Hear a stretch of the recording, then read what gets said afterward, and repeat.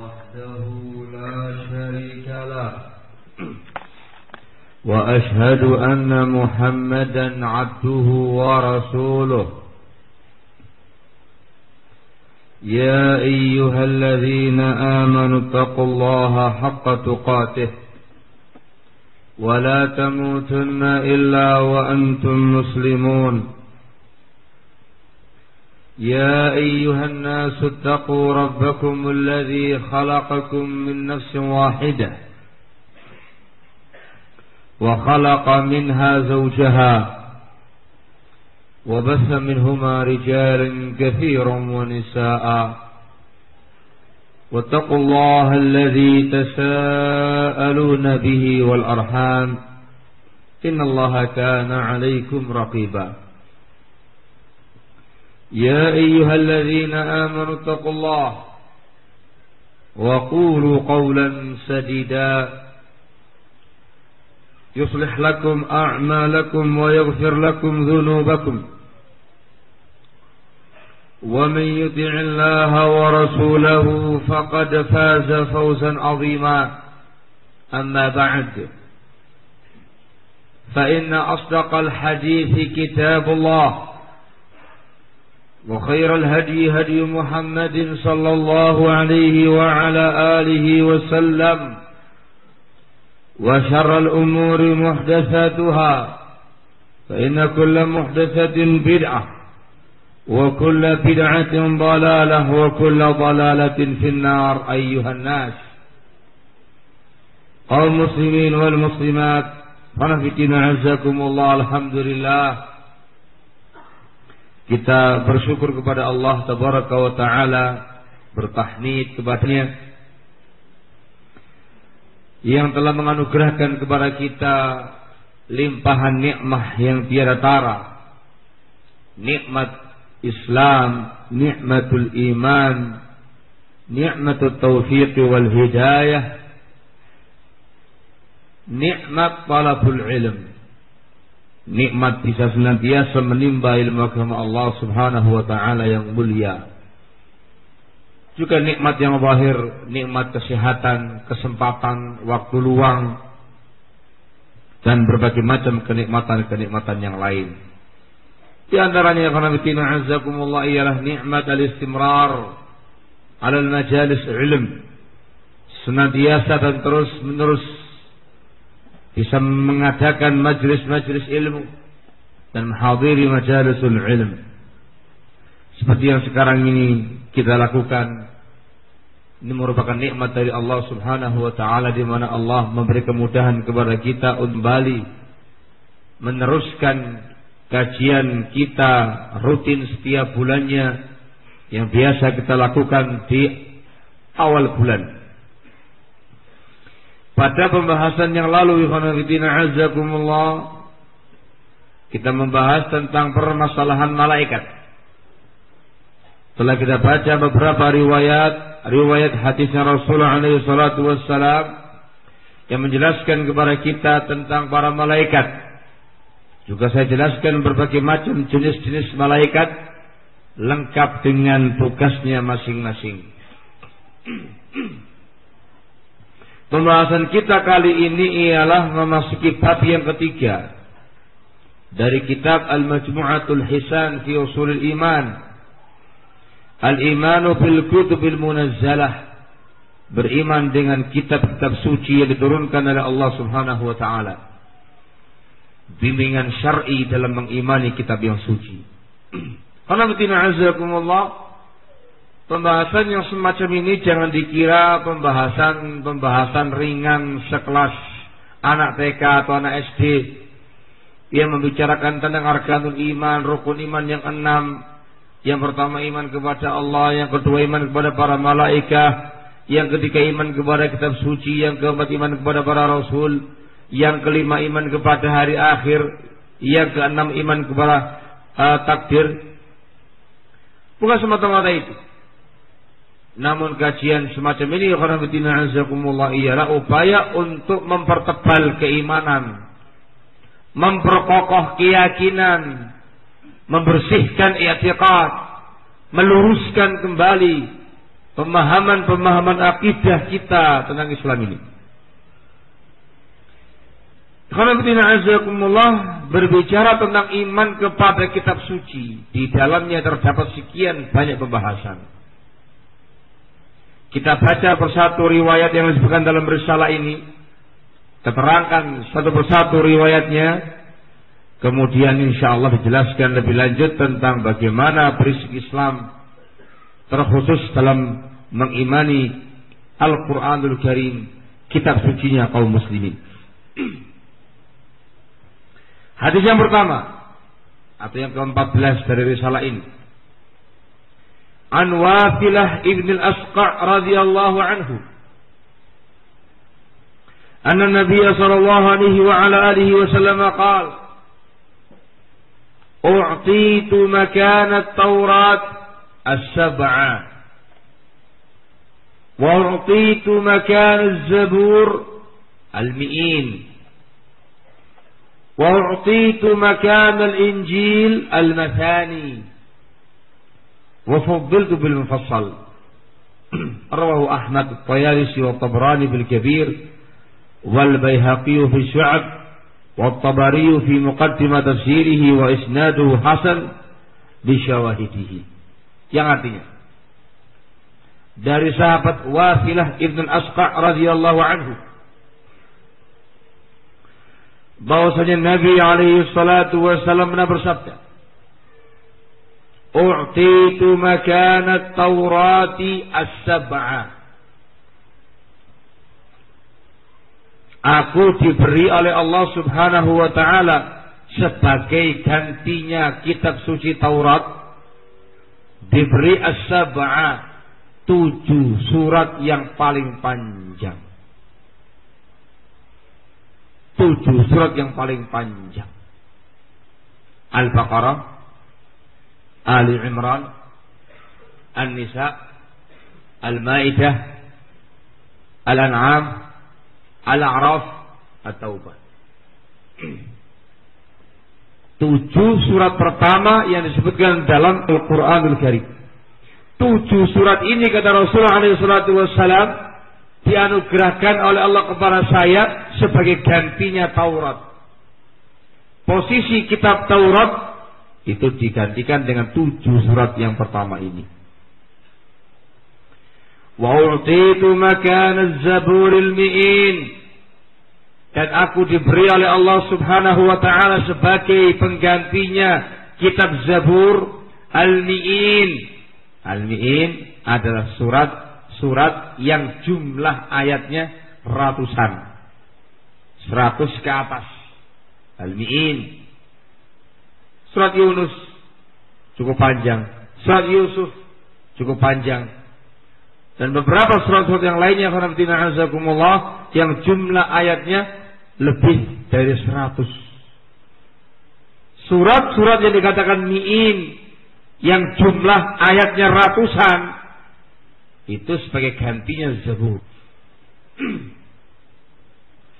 Wa'titu makan al-Injil al-Mathani, dan aku diberi oleh Allah subhanahu wa ta'ala sebagai gantinya kitab Injil al-Mathani. Mutasyabihan Mathani, surat-surat yang mirip-mirip, seperti Al-Hawamim. Al-Hawamim itu surat yang didahului dengan Hamim. Hamim itu banyak disebutkan di juz-juz yang ke-26, ke-25, ke-27. Sebelumnya 26, 25, 24, 27, 24, dan yang sebelumnya lagi. Itu semua sebagai gantinya kitab Injil. Wa fuddiltu fil mufassal, kata Rasul. Dan aku, kata Rasulullah SAW, diberi lebih oleh Allah Subhanahu wa taala dengan al-mufassal, surat al-mufassal. Ada yang mengatakan al-mufassal itu dimulai dari surat Qaf. Dari surat Qaf. Sehingga al-mufassal ada tiwarul mufassal, ada awsatul mufassal, ada qisarul mufassal. Ada yang panjang, ada yang sedang, ada yang pendek. Dari mulai surat Qaf sampai akhir Al-Quran itu disebut dengan al-mufassal. Ada yang panjang, ada yang sedang, ada yang pendek. Ini surat yang khusus diberikan oleh Allah Tabaraka wa Ta'ala kepada Rasulnya alaihi salatu wassalam yang tidak ada pada kitab suci sebelumnya. Hadis ini yang pertama menjelaskan kepada kita nama-nama kitab suci yang Allah turunkan kepada para anbiya wal mursalin. Ada Taurat, ada Zabur, ada Injil, ada Al-Quran.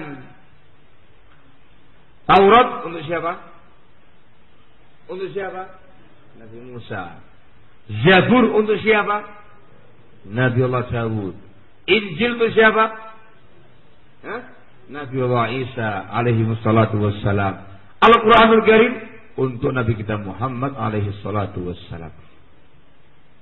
Ini kita imani secara terperinci. Kita mengimani ada kitab Taurat, ada kitab Zabur, ada kitab Injil, ada kitab Al-Quranul Karim untuk masing-masing Rasul yang disebutkan di atas.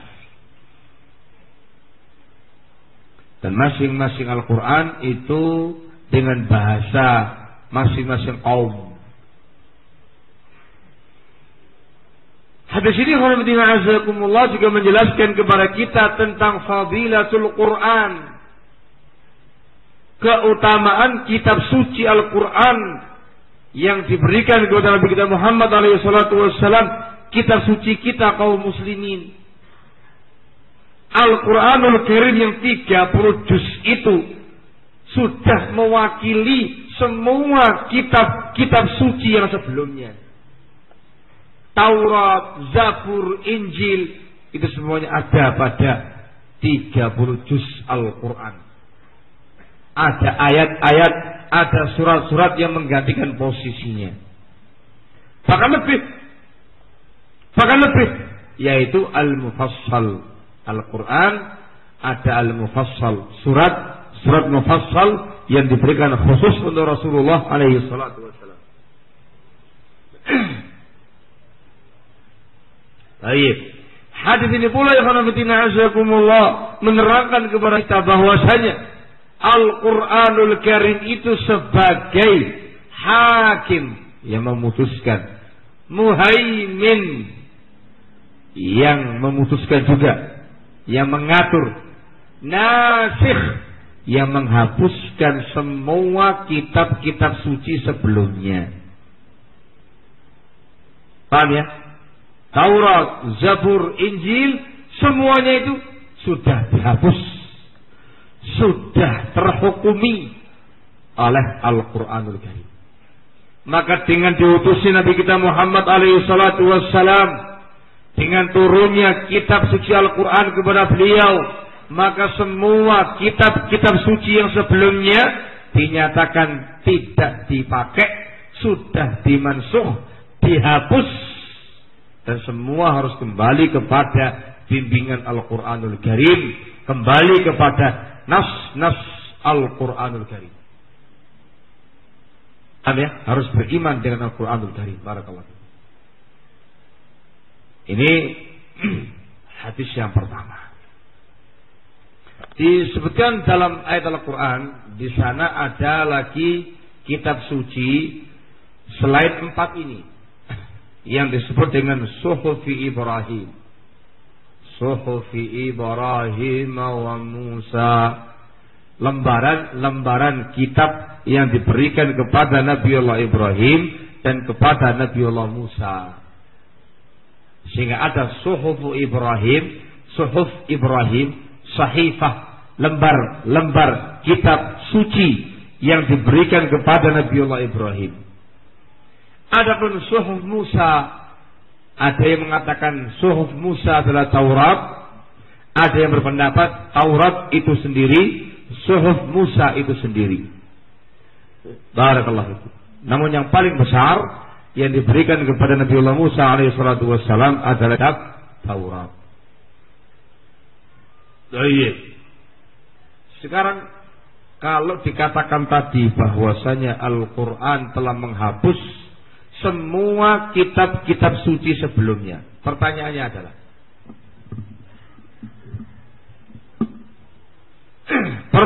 adalah apakah diperbolehkan bagi kita untuk melecehkan, merendahkan kitab-kitab sebelumnya? Jawabannya tidak boleh. Yakin?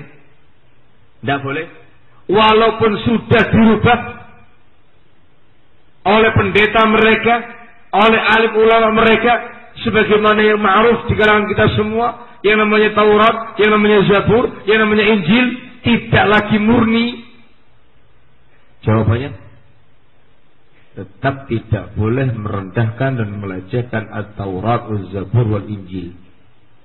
Kenapa? Dikarenakan yang dimaksud adalah Tauratnya, Injilnya, Zaburnya, yang itu merupakan Al-Kutubul Munazzalah, kitab suci yang Allah turunkan, yang merupakan kalamullah, yang merupakan kalamullah, firman Allah subhanahu wa ta'ala. Maka tidak boleh dilecehkan. Barang siapa yang melecehkan Taurat, atau melecehkan Zabur, atau melecehkan Injil, faqad kafar, maka dia telah kafir. Allah mengatakan dalam firman-Nya, "Qul abillahi wa ayatihi wa rasulihi kuntum tastahzi'un la ta'tadhiru qad kafartum ba'da imanikum." Apakah dengan Allah, dengan ayat-ayatnya, dengan Rasulnya kamu mengolok-olok? Kamu jangan banyak alasan, kamu telah kafir setelah iman kalian. Paham ya? Kata-kata Taurat, kata-kata Zabur, kata-kata Injil, ketika disebutkan secara mutlak, yang dimaukan adalah kalamullah, firman Allah, kitab suci yang sangat mulia. Maka tidak boleh dilecehkan, tidak boleh dihinakan, tidak bercemooh. Barakallahu fikum. Walaupun telah mengalami perubahan, apalagi terkait dengan Al-Quranul Karim, harus dimuliakan. Baik, adapun terkait pembahasan hukumnya dibahas tadi, sudah dimansuh, dihapus dengan Al-Quranul Karim. Jadi paham insyaallah. Lalu bagaimana kalau seandainya ada hukum-hukum yang tertera pada kitab-kitab suci sebelumnya, apakah bisa kita amalkan? Jawabannya adalah hukum asalnya kita sekarang sebagai seorang muslim muslimah harus berhukum dengan Al-Quran, harus mengamalkan syariat Al-Quran. Adapun hukum-hukum yang disebutkan pada kitab suci sebelumnya, itu ada rinciannya kata para ulama. Yang pertama, bisa jadi hukum-hukum tersebut bertentangan dengan hukum Al-Quran, maka jelas ditolak. Yang kita amalkan adalah hukum Al-Quran. Atau yang kedua, bisa jadi pula hukum-hukum yang sebelumnya itu sesuai atau dibenarkan oleh Al-Quran. Maka sekali lagi, yang kita amalkan pun juga Al-Qurannya sebagai pihak yang membenarkan hukum-hukum sebelumnya. Yang sebelumnya sebagai penguat saja. Sebagai penguat saja. Intinya terkait dengan masalah hukum, kembali kepada hukum Al-Quran. Terkait dengan masalah penghormatan, harus menghormati dan mengimani semua kitab-kitab suci yang telah lalu dan kitab suci Al-Quran yang sekarang ada pada kiri ini. Barakallahu fikum. Pertanyaan berikutnya yang di kepala saya baru muncul. Apa hukumnya seseorang yang beriman dengan Al-Quran tetapi dia juga mengkufuri? Dia beriman dengan Al-Quran tapi dia mengkufuri Injil. Ini kan apa? Nah, wallahu a'lam.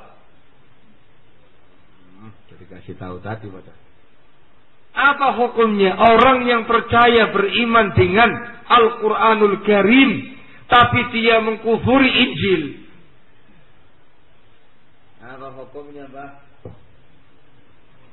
Paling depan sendiri, Masya Allah. Sangat.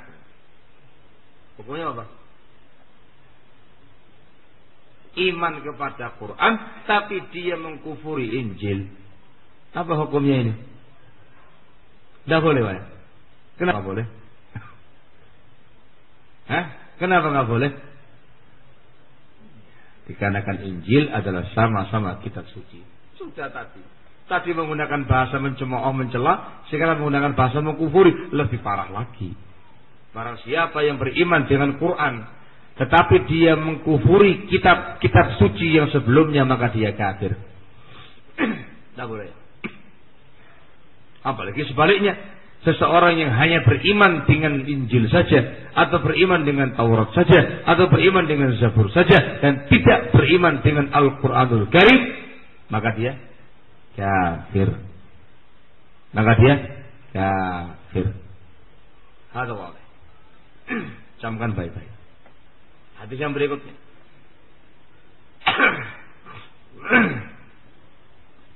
An Umar bin Khattab radhiyallahu anhu, anna Rasulullah sallallahu alaihi wa ala alihi wasallam qala: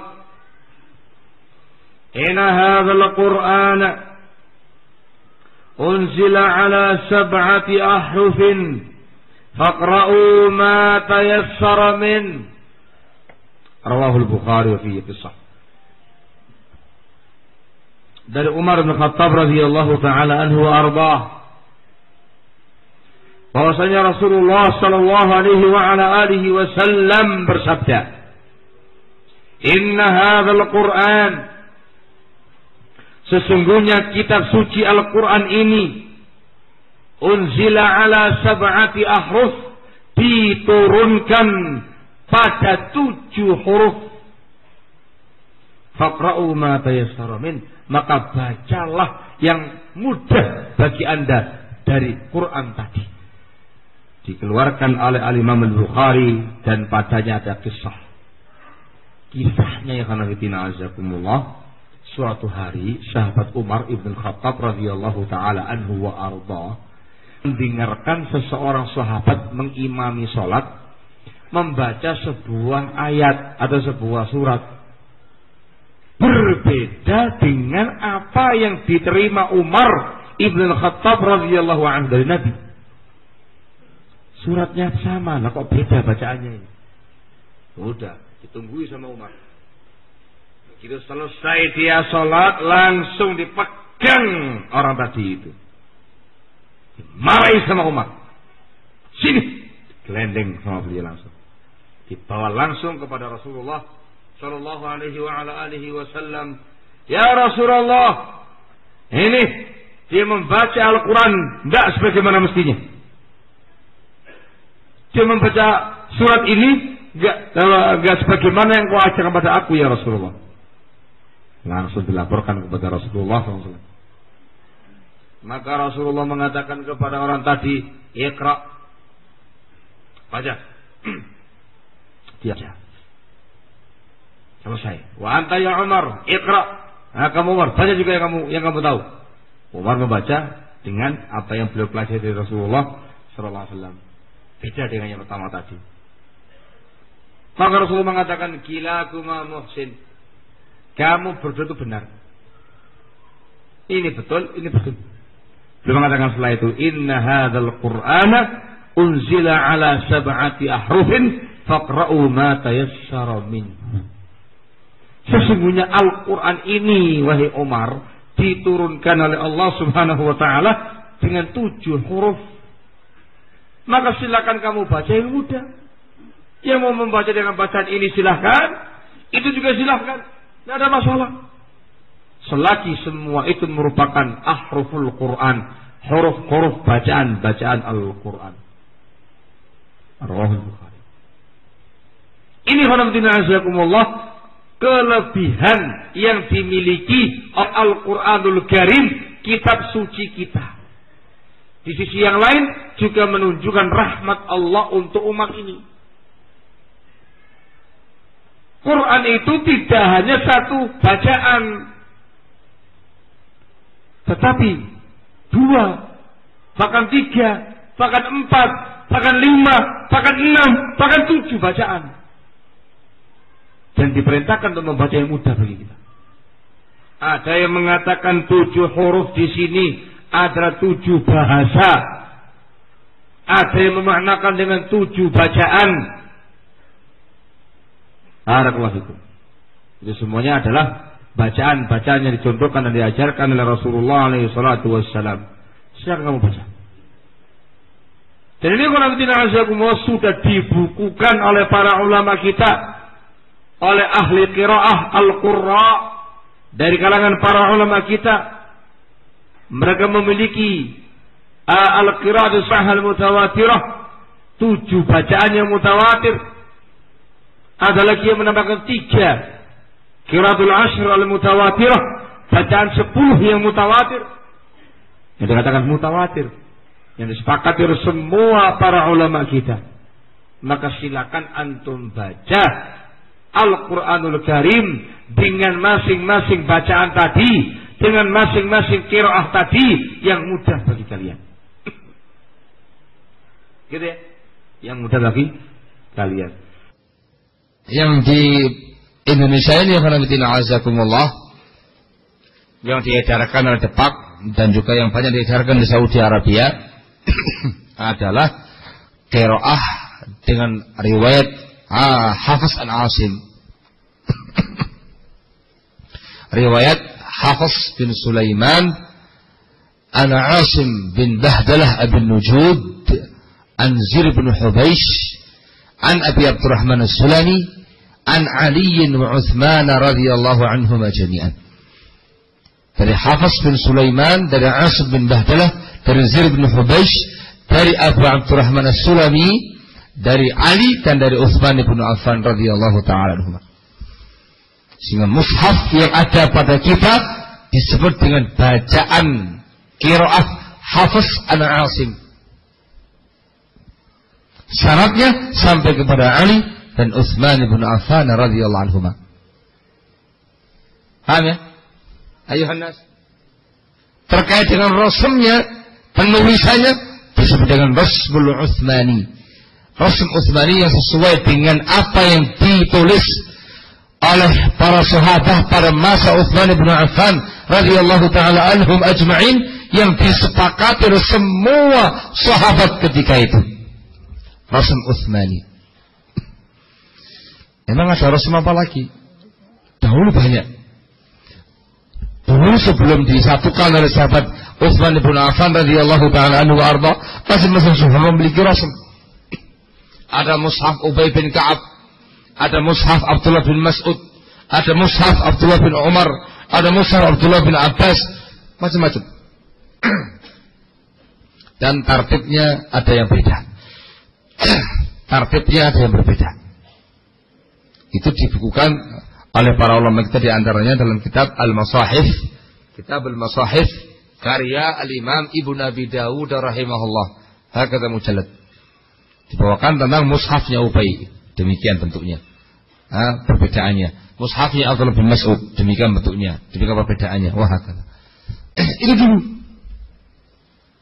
Setelah terjadi ikhtilaf, perbedaan bacaan di kalangan kaum muslimin yang sampai pada tingkat membuat mereka berpecah belah tentang Al-Quranul Karim, maka mulai disusun di zaman Abu Bakar As-Siddiq radhiyallahu anhu arba. Hanya semata-mata pengumpulan, ada yang di kertas, ada yang di pelepah kurma, ada yang di tulang-tulang, ada yang di lempengan batu. Jadi kan satu di masa Abu Bakar. Beliau wafat dipegang sahabat Umar.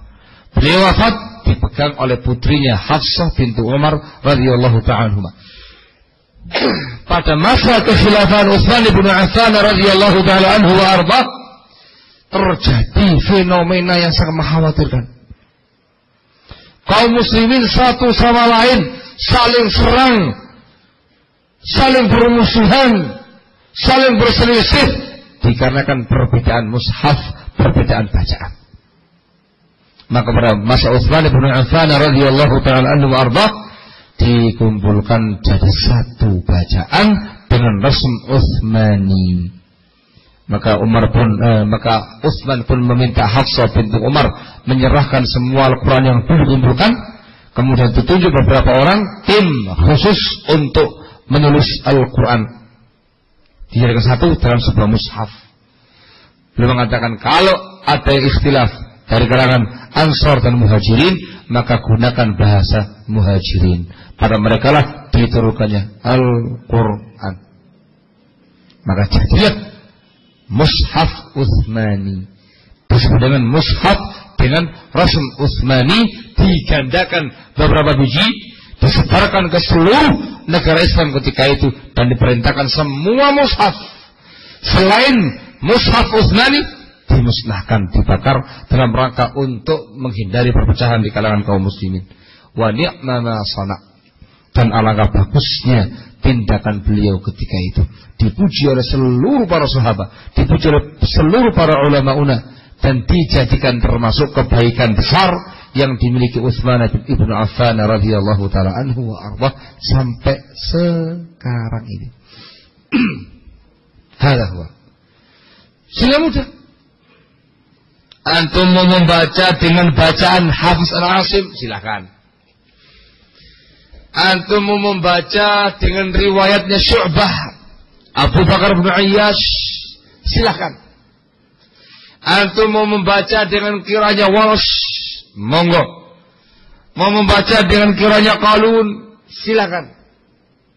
Yang penting itu mutawatirah, disepakati oleh para ulama, bukan qiraatul syadzah, bukan bacaan yang syadz, yang ganjil.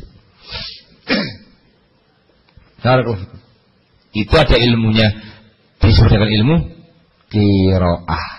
Barakallahu. Bukunya sangat banyak, sudah dibukukan oleh para ulama semenjak zaman dahulu kala, perbedaan masing-masing qiraah. Ini Hafiz Al-Asim, yang ini Warash, yang ini Qalun, yang ini Syu'bah, yang ini Ibnu Katsir, yang ini Hamzah, ila akhiri. Itu disebutkan sisi perbedaannya masing-masing, tinggal dipelajari. Paham ya? Barakallahu fikum. Muncul pertanyaan.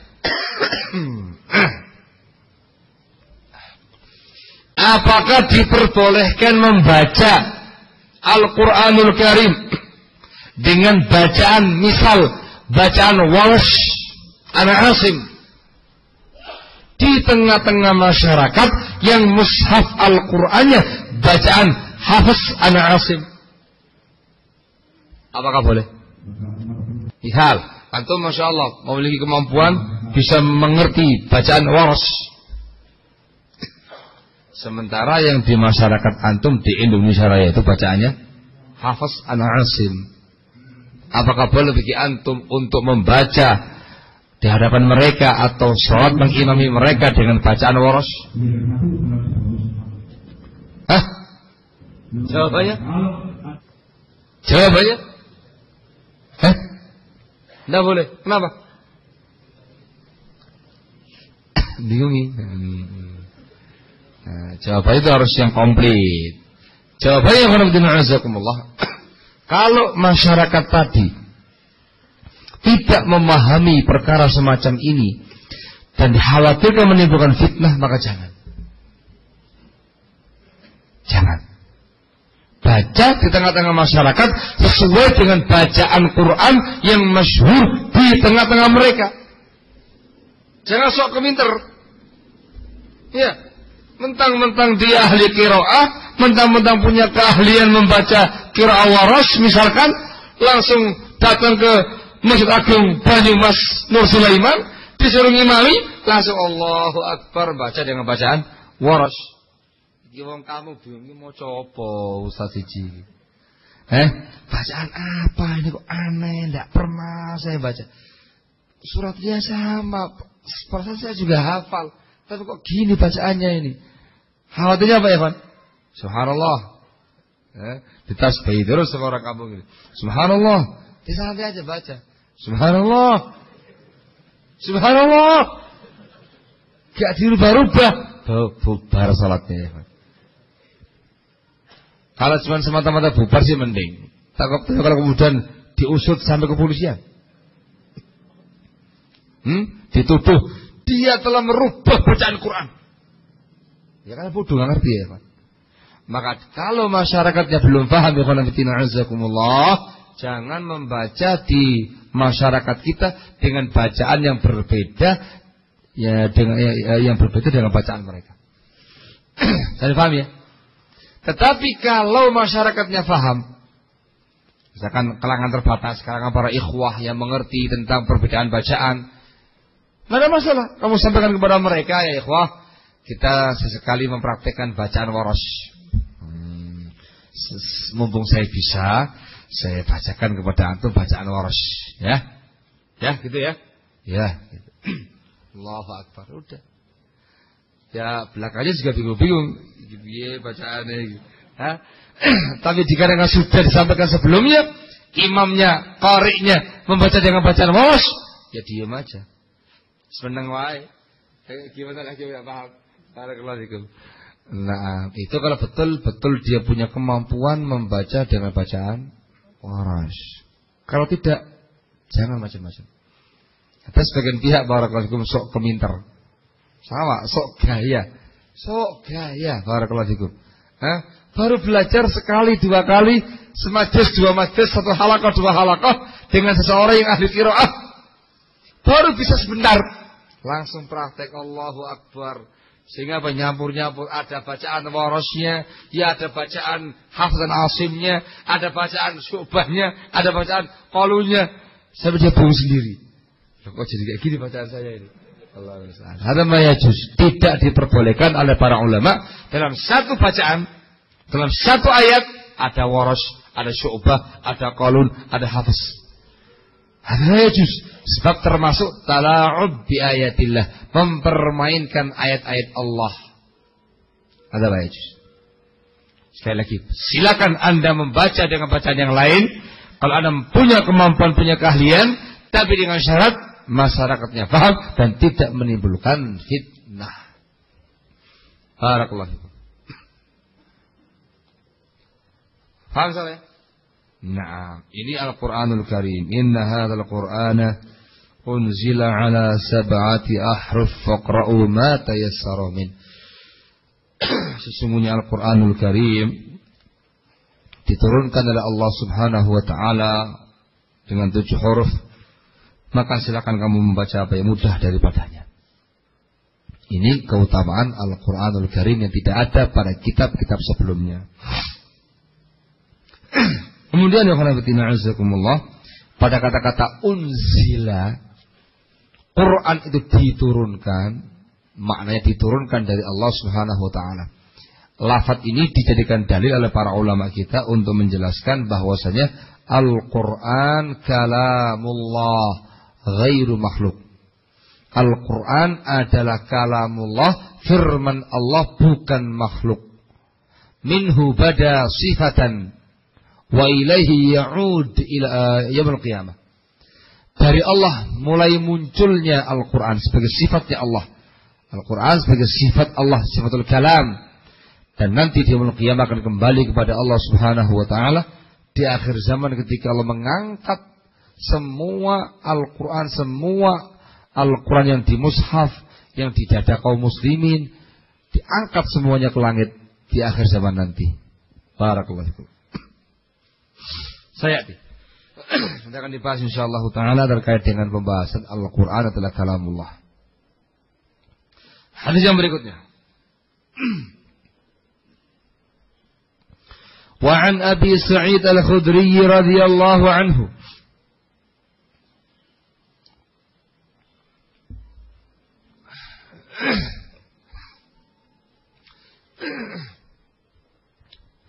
Dari Abu Sa'id Al-Khudri radhiyallahu anhu, an Nabi sallallahu alaihi wa ala alihi wasallam qaal, dari Nabi sallallahu alaihi wa ala alihi wasallam beliau bersabda, la taktubu anni siwal Qur'an, wa man kataba anni siwal Qur'an falyamhu. Rawahu Muslim.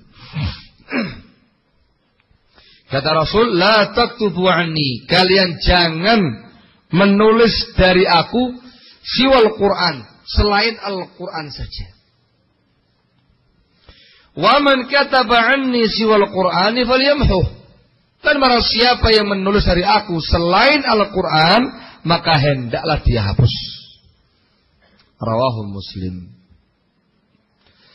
Hadis ini dibawakan dalam pembahasan ini untuk menegaskan tadi bahwasanya apa yang ditulis al-maktub, yang ditulis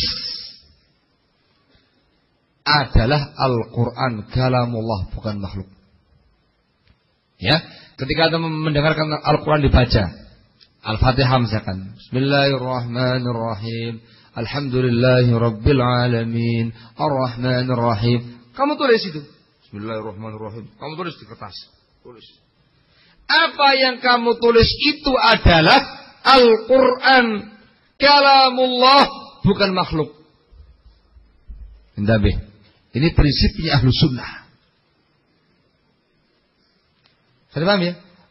Kata Rasul, la taktubu anni siwal Quran. Kamu jangan menulis dari aku selain Al-Quran. Menunjukkan kalau Al-Quran silakan kamu tulis. Saya pahami? Nas yang tegas menunjukkan apa yang ditulis oleh para sahabat dalam kertas mereka, dalam buku-buku mereka, dalam mushaf mereka, yang mereka tulis adalah Al-Quran. Itu merupakan kalamullah, bukan makhluk. Ini prinsipnya Ahlussunnah.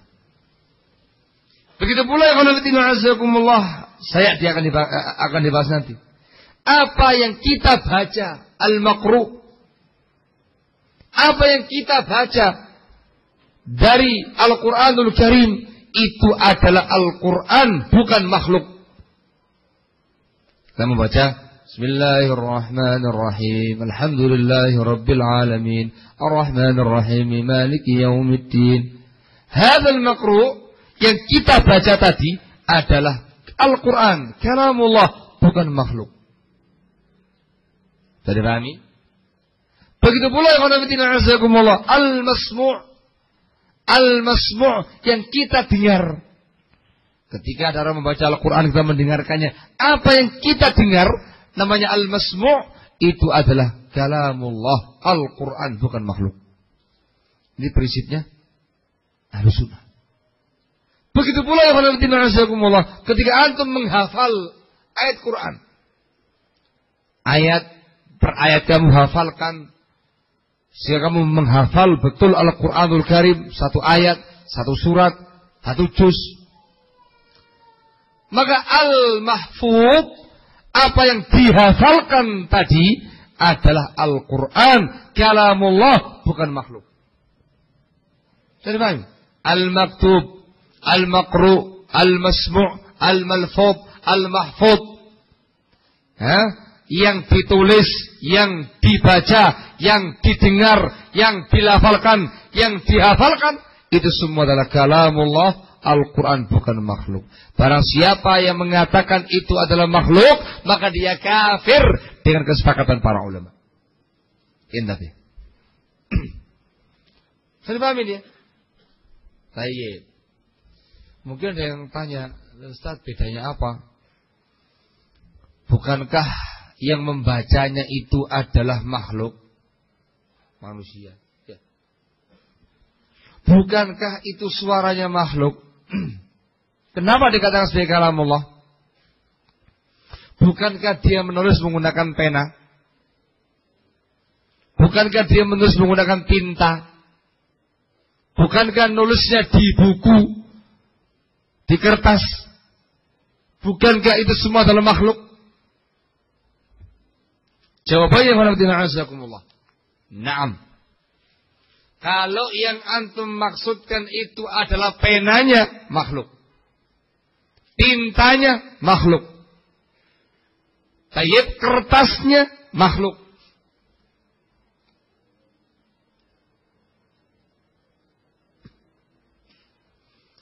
Tayyib, penanya makhluk, tintanya makhluk, kertasnya makhluk. Betul, tidak salah. Tapi apa yang kamu tulis itu adalah kalamullah, bukan makhluk. Yang kamu tulis, maka bedakan antara kitabah, nulisnya, dan al-maktub, yang ditulis. Yang dibahas sekarang yang ditulis. Proses nulisnya perbuatan hamba, makhluk. Tangan yang kamu pakai, makhluk. Pena yang kamu pakai, makhluk. Tinta yang kamu pakai, makhluk. Kertas yang kamu pakai, makhluk. Tapi yang kamu tulis adalah kalamullah, firman Allah subhanahu wa ta'ala, bukan makhluk. Oleh karena itu, kalau seandainya ada orang yang menulis Al-Quran dalam sebuah kertas, kemudian dia injek-injek dengan kakinya, itu merupakan perbuatan kufur kepada Allah subhanahu wa ta'ala. Walaupun dia menginjak kertas, dia menginjak tinta dan segala macamnya, tapi dikarenakan di situ tertuliskan kalamullah, tertuliskan Al-Quran, maka sama seperti menginjak-injak Al-Quran. Itu tidak akan kufur kepada Allah Tabaraka wa Ta'ala. Jadi pahami? Juga terkait dengan bacaan. Yang membaca siapa? Hamba, makhluk. Suaranya siapa? Suaranya makhluk. Tapi yang engkau baca, yang engkau lantunkan, yang engkau lafalkan adalah Al-Quran kalamullah, bukan makhluk. Jadi pahami? Dikatakan oleh para ulama, al-kalamu kalamul bari, was-sautu sautul qari. Kalamnya adalah kalamullah, tapi suaranya hamba. Bedakan ya?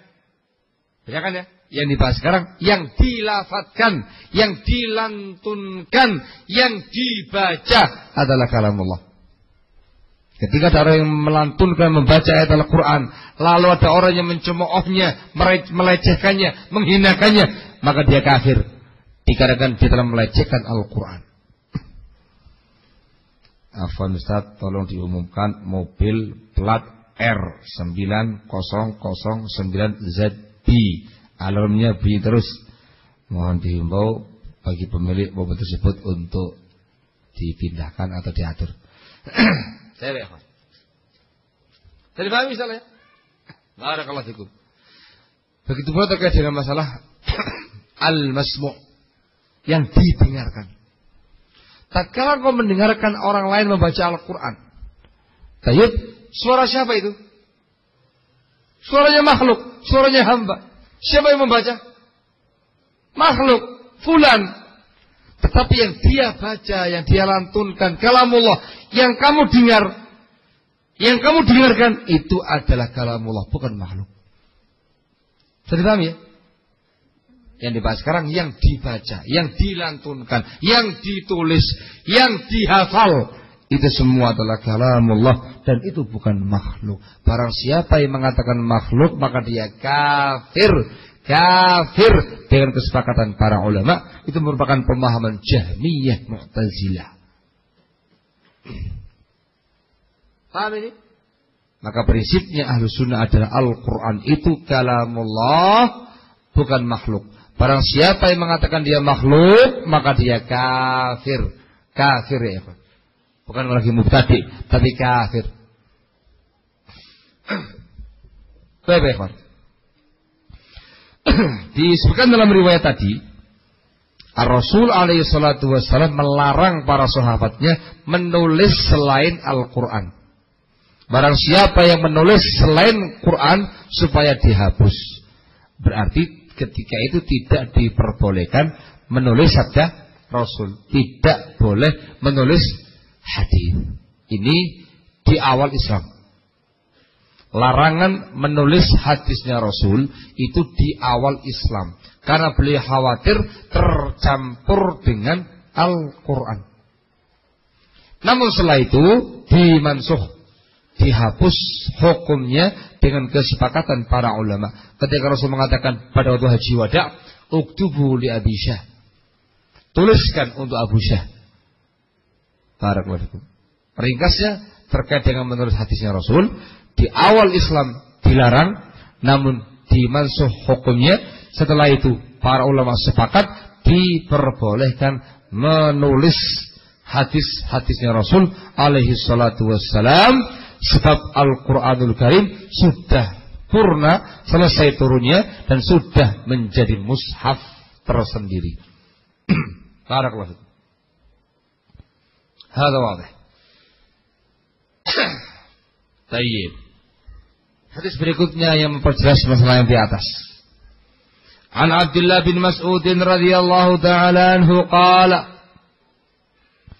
dari Abdullah bin Mas'ud radhiyallahu anhu dia berkata, qala li Rasulullah sallallahu alaihi wasallam, Rasulullah sallallahu alaihi wasallam pernah bersabda kepada aku, Iqra' alayyal Qur'an. Wahai Abdullah, bacakan Quran untukku. Qultu, saya katakan, kata Ibnu Mas'ud, Aqra'u alaika wa alaika unzil. Ya Rasulullah, aku bacakan untukmu padahal kepada engkau Quran diturunkan. Qala Rasul bersabda, Inni uhibbu an asma'ahu min ghairi. Ya, saya ingin mendengarkan Al-Quran dari selain aku. Rawahul Bukhari wa Muslim. Hadis ini pun juga demikian, memperjelas apa yang disampaikan di atas. Bahwa apa yang dibaca, yang dilantunkan oleh seorang hamba dari kalamullah adalah Al-Quran. Kalamullah, bukan makhluk. Apa yang dibiarkan, al-masmu' adalah Al-Quran. Kalamullah, bukan makhluk. Rasul mengatakan, wahai Abdullah, bacakan kepada aku Al-Quran. Tidak mengatakan, bacakan kepada aku suara kamu. Tidak. Tapi mengatakan apa ya? Al-Quran. Menunjukkan apa yang dilafalkan, yang dibaca, yang dilantunkan oleh sahabat yang mulia Abdullah bin Mas'ud dari Al-Quran adalah kalamullah, bukan makhluk. Al-Quran.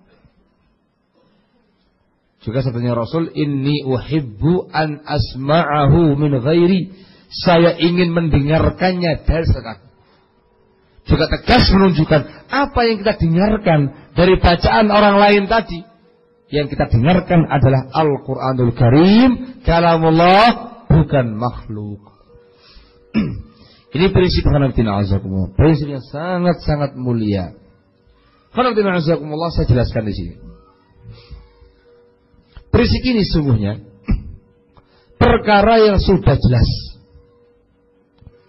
perkara yang sudah wadih di kalangan kaum muslimin. Mereka meyakini apa yang ditulis kalamullah, apa yang dibaca kalamullah, apa yang dilafalkan, dilantunkan kalamullah, apa yang dihafalkan kalamullah.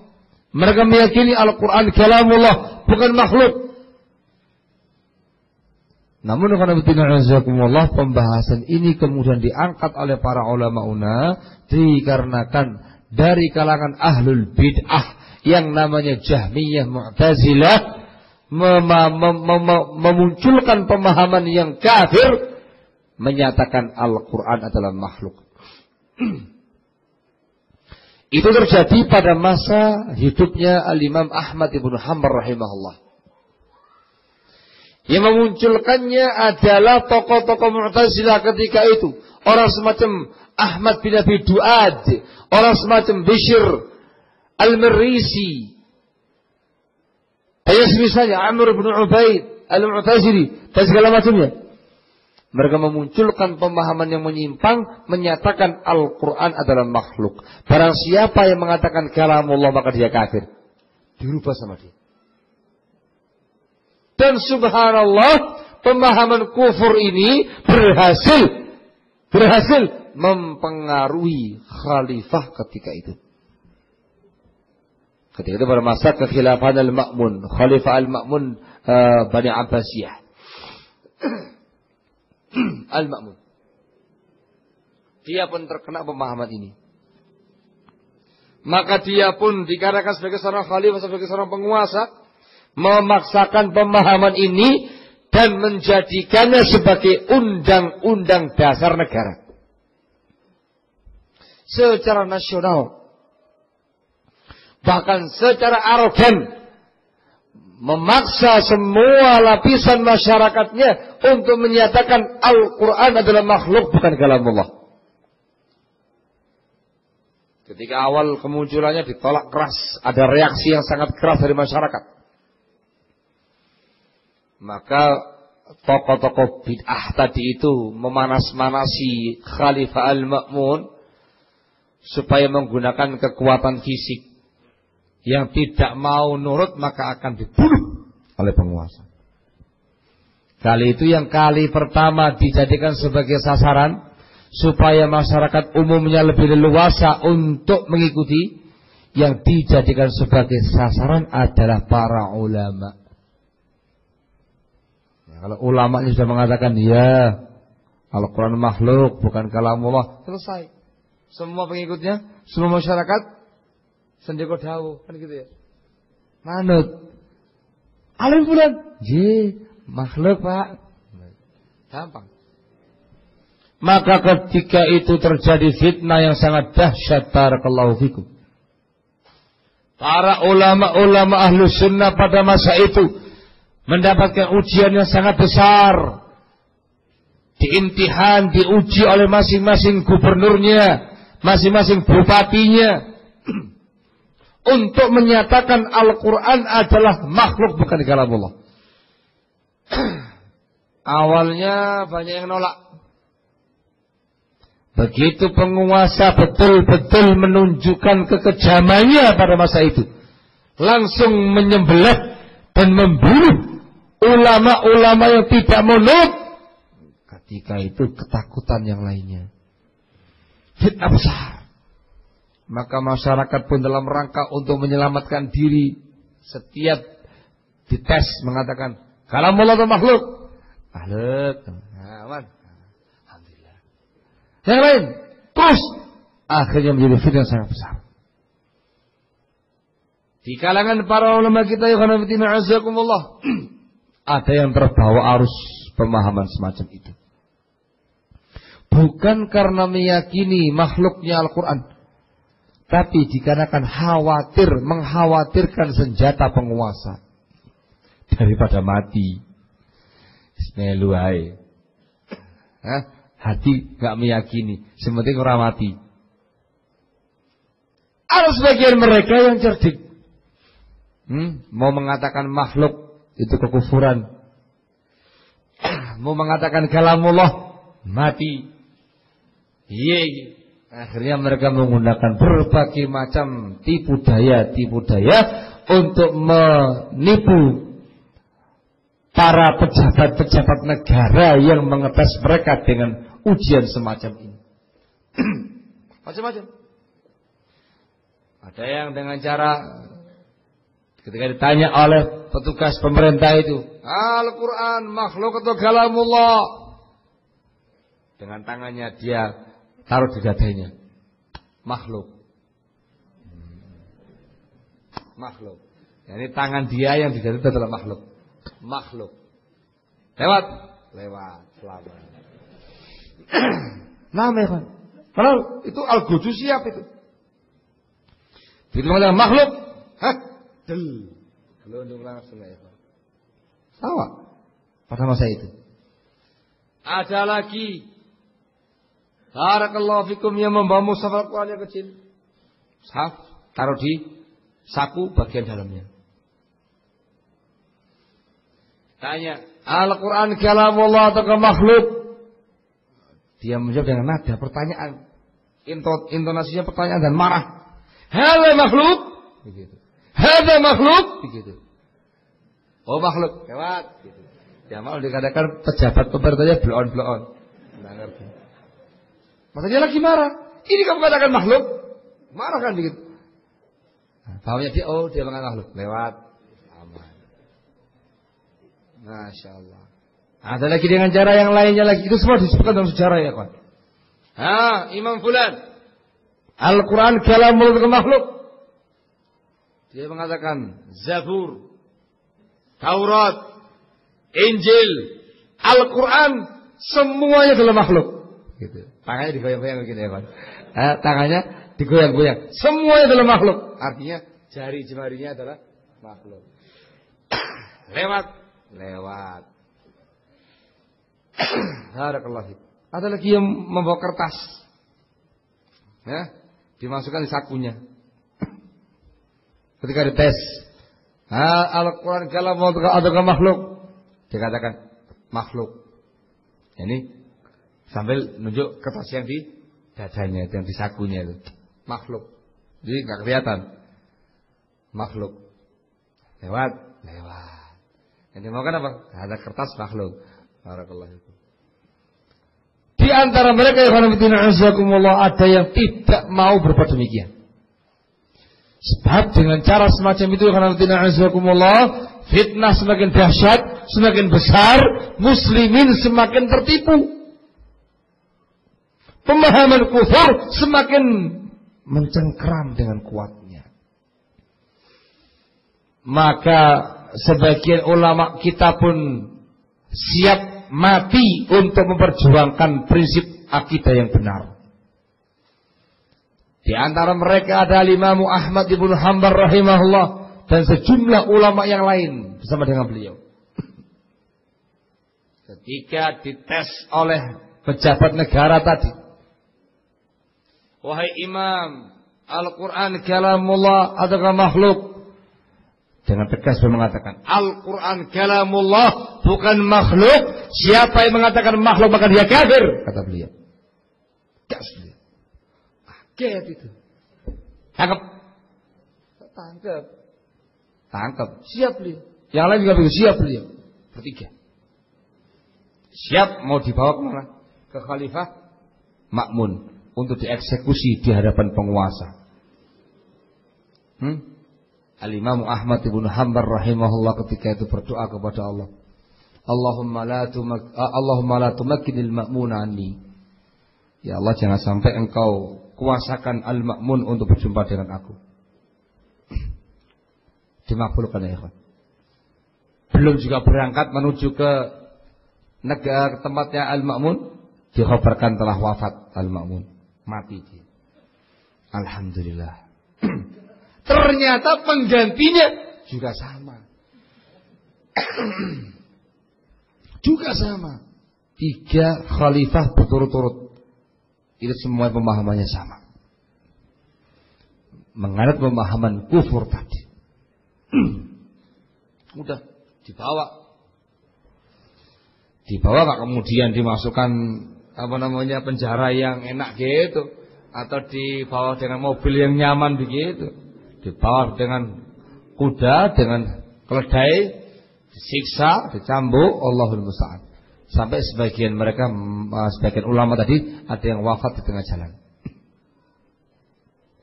Sampai di hadapannya Al-Ma'mun. Di hadapannya khalifah yang kedua. Sampai di sana dites lagi. Hai imam, Al-Quran kalamullah atau makhluk? Dia mengatakan tegas, Al-Quran kalamullah bukan makhluk. Siapa yang mengatakan makhluk maka dia kafir. Tegas. Cambuk dia. Dicambuk ikhwan. Wah, langsung pingsan beliau. Bawa ke penjara. Kerangkeng kakinya, kerangkeng tangannya dipenjarakan. Lama di penjara. Kenapa enggak dibunuh? Sebagaimana yang lainnya. Ketika itu khalifah punya misi besar. Satu imam ini adalah tokoh terkemuka di wilayah Baghdad. Misinya khalifah, bagaimana caranya membuka mulutnya imam ini sepaham dengan khalifah. Kalau Imam Ahmad mengatakan Al-Quran adalah makhluk, semua masyarakat ikut. Karena ketokohan. Sehingga disimpan ini. Disiksa supaya lelah, capek, berat, sengsara, dengan harapan mengatakan dengan pemahaman yang sama. Begitu siuman, panggil lagi, tanya lagi, dengan jawaban sama, cambuk lagi, pingsan lagi, sesat lagi, itu demikian. Begitu dengan beberapa orang teman Imam yang lainnya, ya kawan, juga mengalami kondisi yang sama. Sampai pada tingkat sebagian mereka, sebagian ulama-ulama kita yang bersama dengan Imam Ahmad ibn Hanbal, banyak yang wafat di penjara. Sementara beliau seorang diri teguh dengan itu. 3 generasi pemerintahan. 3 generasi pemerintahan. Begitu sabarnya beliau, begitu teguhnya beliau, gigihnya beliau memperjuangkan akidah Ahlus Sunnah, akidah Islam yang mulia ini. Al-Quran adalah kalamullah, bukan makhluk. Sampai pada akhirnya Allah Subhanahu wa taala memberikan keleluasaan, kemudahan bagi kaum muslimin. Begitu khalifah yang ketiga wafat digantikan oleh putra mahkota. Allah kasih hidayah pada putra mahkota tadi. Dia pun memanggil Imam Ahmad ibn Hanbal rahimahullahu taala. Dan dipanggil tokoh-tokoh Mu'tazilah tadi. Diminta untuk berdebat. Diadakan forum perdebatan di depan khalifah, tokoh-tokoh Mu'tazilah dan Imam Ahmad ibn Hanbal rahimahullah. Panggil ya Pak. Dipanggil dalam keadaan beliau diborgol tangannya, diborgol kakinya. Dalam keadaan sudah kurus, beorangnya kurus ya Pak. Sudah kurus, banyak luka dan segala macam dikarenakan akibat cambukan-cambukan tadi. Sampai di depan khalifah, beliau mengucapkan salam kepada Amirul Mukminin. Assalamualaikum ya Amirul Mukminin. Yang lain tidak. Nah gitu ya. Yang lain tidak. Barakallahu fikum. Kata khalifah, dimulai.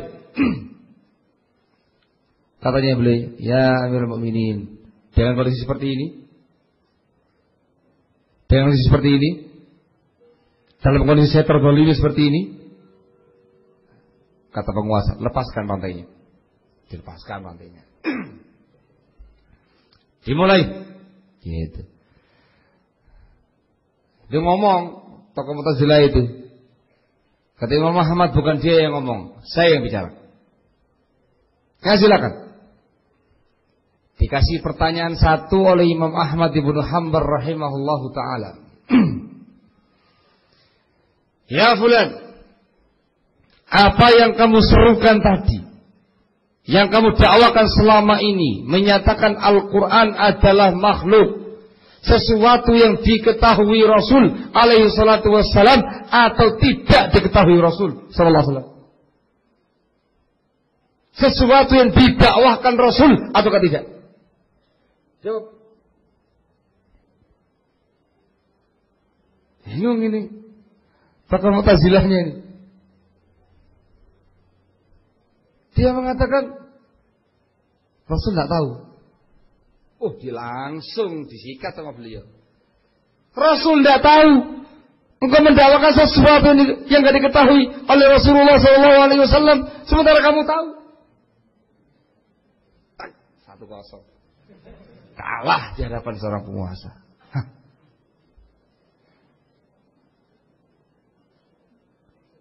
Sampai akhir kisahnya ikhwan fillah azakumullah. Lihat jamnya ini. Tayyib.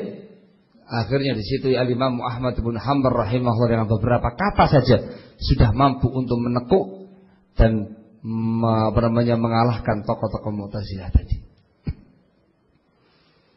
Khalifah pun kemudian memaafkan beliau dan menghukum tokoh-tokoh Mu'tazilah tadi. Akhirnya umat Islam pun terbebaskan dari fitnah yang sangat besar pada masa itu. Semua pun bebas dari penjaranya. Muslim bebas menghirup udara bebas, udara kemenangan akidah Ahlus Sunnah, akidah muslimin. Kembali disuarakan di kalangan kaum muslimin, Al-Quran adalah kalamullah, bukan makhluk. Barang siapa yang mengatakan makhluk maka dia kafir. Barakallahu. Beliau kemudian dimuliakan, dihormati dan segala macamnya, dikasih makan yang enak-enak, dikasih minum yang enak-enak dan segala macamnya. Beliau nggak makan, beliau nggak minum. Berhari-hari di istana itu, maunya penguasa mau dimuliakan dulu. Beliau nggak makan, beliau nggak minum. Semakin kurus, semakin sakit. Bingung penguasanya, gimana ini? Kata sebagian pihak, wahai penguasa, kalau di istana semakin sakit orang ini, bagaimana? Pulangkan aja ke keluarganya. Nah, beliau mengatakan, iya, pulangkan saja saya ke keluarga saya. Akhirnya beliau dipulangkan ke keluarganya beliau. Kaum muslimin pun bersukacita, bergembira dengan kemenangan yang diraih oleh para ulama kita, oleh Ahlus Sunnah wal Jamaah, oleh Al-Haq. Al-Haq kembali berkibar. Akidah Ahlus Sunnah, akidah Islam berkibar, menyatakan Al-Quran adalah kalamullah, bukan makhluk. Barang siapa yang mengatakan dia makhluk, maka dia kafir. Tokoh-tokoh bid'ah tadi pun dihukum. Sebagian mereka kemudian terkena penyakit, ada yang mati. Ketika mereka semuanya mati, jenazahnya tidak ada yang menghadiri, tidak ada yang mengikuti, kecuali 1-2 orang saja. Terhinakan ketika itu, barakallahu fikum. Hakadha. Masa itu disebut oleh para ahli sejarah dengan sebutan Yaumul Mihnah. Disebut dengan Yaumul Mihnah, hari-hari ujian. Hari-hari ujian. Dahsyatnya itu sama seperti dahsyatnya pada masa sahabat yang mulia Abu Bakar As-Siddiq radhiyallahu taala anhu wa ardhah, yang menangani orang-orang yang murtad dari agamanya sepeninggal Rasulullah alaihi salatu wasallam. Sampai dikatakan oleh Al-Imam Ali ibn al-Madini rahimahullah, dia mengatakan, innallaha azzal islama bi Abi Bakr yawmal riddah wa bi Ahmad ibn Hanbal yawmal mihnah. Sesungguhnya Allah subhanahu wa ta'ala memuliakan agama ini melalui Abu Bakar As-Siddiq pada yaumul riddah, pada hari orang banyak murtad sebenarnya Rasul, dan melalui Imam Ahmad ibn Hanbal rahimahullah pada yaumul mihnah, pada hari ujian-ujian tadi. Semenjak itu Al-Imam Ahmad ibn Hanbal pun terkenal dengan sebutan Imam Al-Mubajjal, Imam Ahli Sunnati wal Jamaah. Imam yang dimuliakan, imamnya Ahli Sunnati wal Jamaah. Barakallahu fikum. Setelah masanya beliau, semua orang yang ingin berakidah dengan akidah yang benar, sesuai dengan akidahnya Ahlu Sunnati wal Jamaah, mereka menisbatkannya kepada akidah Imam Ahmad ibn Hanbal. Dikarenakan ketokohan beliau, kegigihan beliau, kesabaran beliau, ketulusan dan kejujuran beliau dalam membela dan memperjuangkan akidah Ahlu Sunnah, walaupun harus mengorbankan jiwa dan raga. Sehingga masalah bukan masalah kecil, masalah besar. Di zaman sekarang ini mulai dimunculkan lagi pemahaman-pemahaman kufur seperti yang dulu terjadi di zaman Imam Ahmad ibn Hanbal.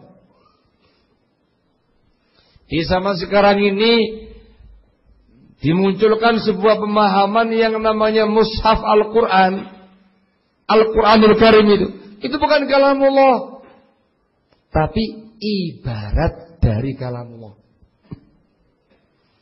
Ibarat dari kalamullah.